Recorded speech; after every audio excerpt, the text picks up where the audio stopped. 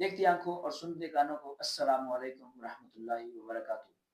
नाज़रीन, आप देख रहे हैं टीटीएन पाकिस्तान इफ्तार रमजान ट्रांसमिशन। आज का चौथा ईमान रमजान ट्रांसमिशन जारी सारी है और हम आपकी खिदमत में हाजिर हैं।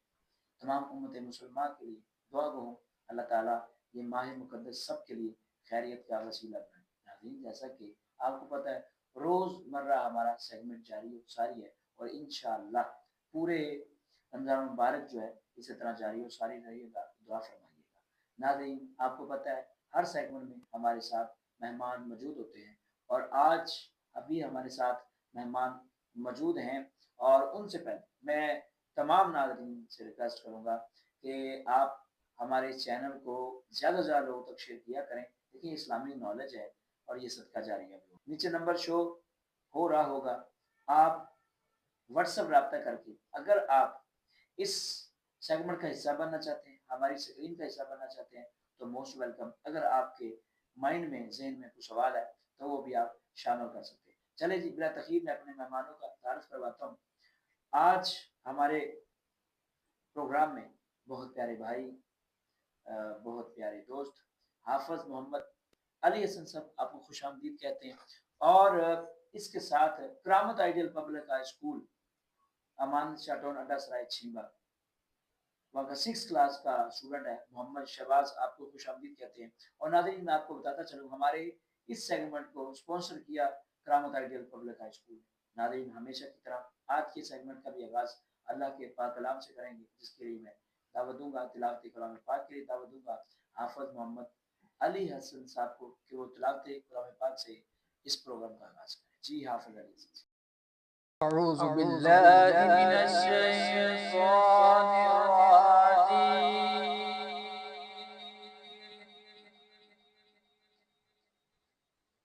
بسم الله الرحمن الرحيم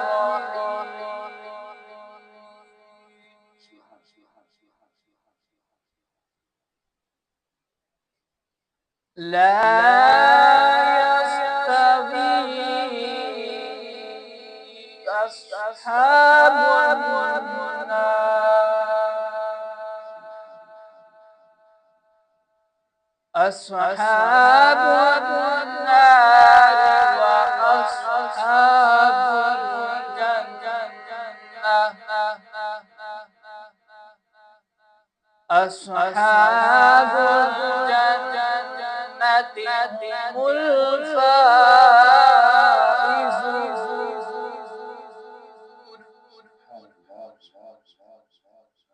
لو أنزلنا هذا القرآن على جبل لرأيته خاشعا متصدعا من خشية الله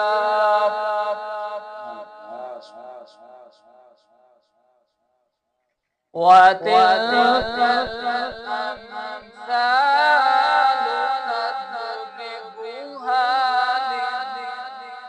للناس لعلهم يتفكرون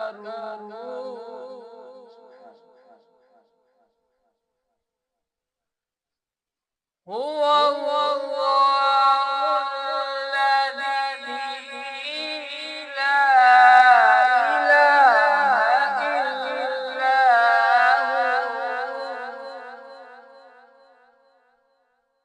عالم الغيب والشهادة هو الرحمن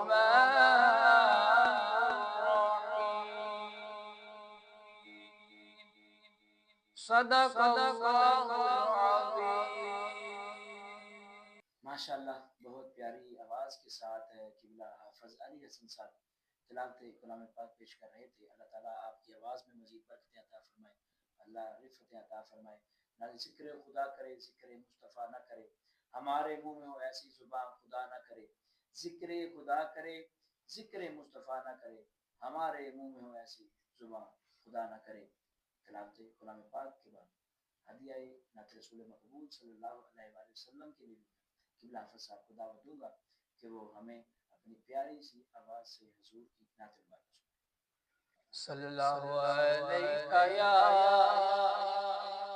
یا رسول اللہ، وسلم علیہ یا حبیب اللہ۔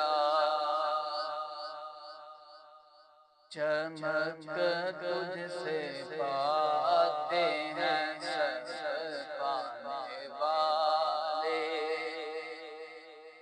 چمک تجھ سے پاتے ہیں سب پانے والے۔ میرا دل بھی چمکا دے چمکانے والے، برستا نہیں دیکھ کر ابر رحمت، برستا نہیں دیکھ کر ابر رحمت، بدوں پر بھی برسا دے برسانے والے، بدوں پر بھی برسا دے برسانے والے۔ تو زندہ ہے واللہ، تو زندہ ہے واللہ، تو زندہ ہے واللہ، تو زندہ ہے واللہ۔ میرے چشم عالم سے چھپ جانے والے، میرے چشم عالم سے چھپ جانے والے۔ میں مجرم آقا مجھے ساتھ لے لو، میں مجرم آقا مجھے ساتھ لے لو، کہ راستے میں ہیں جا بچا کھانے والے، کہ راستے میں ہیں جا بچا کھانے والے۔ ماشاءاللہ بہت پیارا کلام قبلہ حافظ صاحب پڑھ رہے تھے۔ ناظرین، اسی کے ساتھ ہی کچھ کوشچن تھے اور کچھ معلومات تھی جو میں آپ کی سماعتوں کی نظر کرنا چاہتا تھا۔ سب سے پہلے بہت سارے لوگوں کا قبلہ حافظ صاحب سوال ہوتے ہیں کہ کیا روزے کے لیے تراویح ضروری ہے، کیا تراویح کے لیے روزہ ضروری ہے؟ بہت سارے نوجوان جو ہیں وہ سوال کرتے ہیں۔ دیکھیں، آپ نے تراویح نہیں پڑھی، روزہ رکھ لیا، تو کہتے ہو جی تو تراویح تو پڑھی نہیں ہے، روزہ رکھ لیا، تو یہ سوال نہیں اٹھا سکتے۔ دیکھیں، یہ ایک نفلی عبادت ہے، کر سکتے کریں۔ اور دوسری بات، کیا تراویح پڑھ لی تو روزہ فرض ہو گیا؟ نہیں، اس طرح سے بھی ہم نہیں کہہ سکتے۔ دیکھیں، ہماری نیت تھی ہم نے روزہ رکھنا، پھر نیت ہوتی ہے کہ جتنا وقت ہو عبادت میں گزر جائے، تو صبح روزہ رکھنا تھا، صبح کی نیت کی ہے، تو اگر وہ روزے کی نیت کی ہے تو آپ اس میں تراویح پڑھ لی آپ نے، تو ایک اور اجر بڑھ گیا۔